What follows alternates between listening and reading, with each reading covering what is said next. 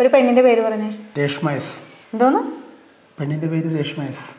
Reshma S. ആരാണ് രേഷ്മ? ഒരു പെണ്ണ്. ഒരു പെണ്ണ്. ഒരു പെണ്ണിന്റെ പേര് പറയുമ്പോഴത്തേക്ക് നിങ്ങളുടെ മുന്നിൽ ഒരു പെണ്ണിരിപ്പുണ്ടല്ലോ, എന്റെ പേര് പറയാൻ പാടില്ലേ? നിന്റെ പേര് പറയാനല്ലേ പറഞ്ഞത്, ഒരു പെണ്ണിന്റെ പേര് പറയാനല്ലേ പറഞ്ഞത്. ഞാൻ പെണ്ണല്ലേ?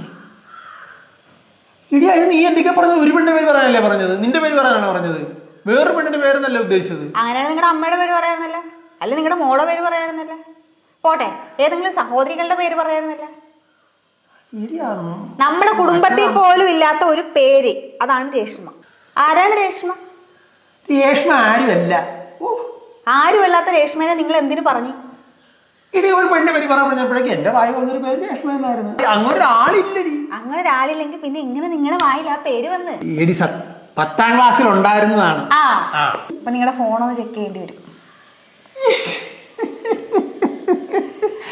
അയ്യോ, ഫോണിനകത്തൊക്കെ ഒന്നുമില്ല ചെക്ക് ചെയ്യാൻ. തുറക്ക്, ലോക്ക് തുറക്ക്, ലോക്ക് തുറക്ക്. അതിനകത്ത് രേഷ്മ ഉണ്ടോന്ന് അറിയണം.